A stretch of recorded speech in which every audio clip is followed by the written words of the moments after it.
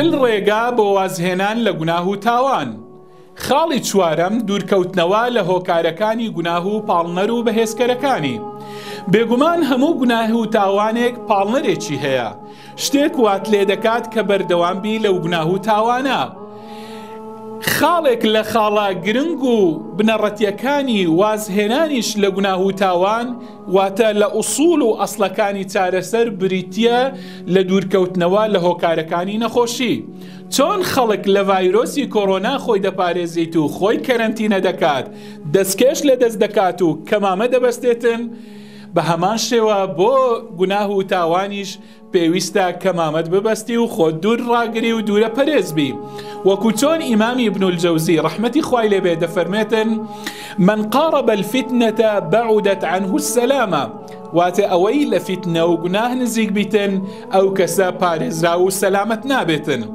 جا خۆت بە پاڵەوان مەزانە، وابزانی ئیتر پاڵەوانی و نزیکی گوناهیش بکەوی هیچت بەسەر نایە. نا، زۆر کەسی پاڵەوان هەبوون لە ڕیزەکانی یەکەمی جەنگدا بوون، بەڵام بەخۆشیان نەیانزانی لەکوێوە لێیان درا و ئیتر تیاچون و لە ناوچوون.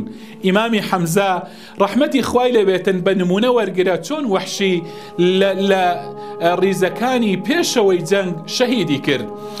ئیتر ئەوەی ئیبن الجەوزی ڕەحمەتی خوای لێبێتن لە قورئان وەریگرتووە. قورئان دەفەرمێ: ولا تقربوا الزنا إنه كان فاحشة وساء سبيلا. نزيجي زنا مكون، نافرمي ميكن دفرمي نزيجي مكون واتلي دور كونوا. ولا تقربوا مال اليتيم إلا بالتي هي أحسن.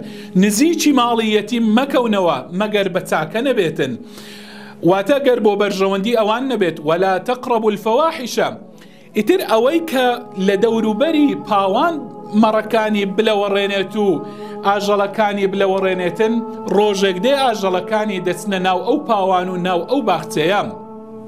خۆت بپارێزە، چەندە دەتوانی خۆت دوور بکە. فمن اتقى الشبهات فقد استبرأ لدينه وعرضه.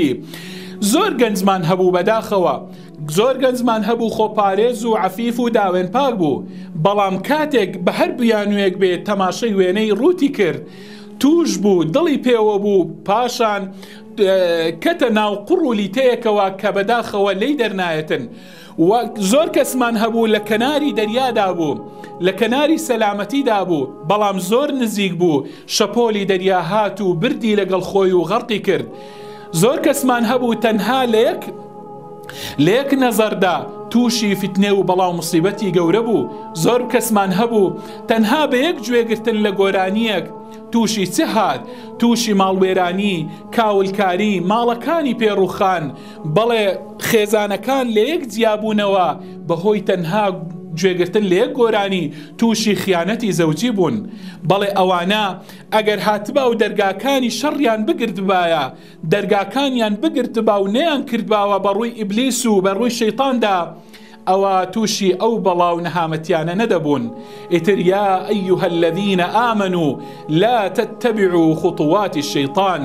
بە دوای هەنگاوەکانی شەیطان مەکەون و دوور بکەونەوە.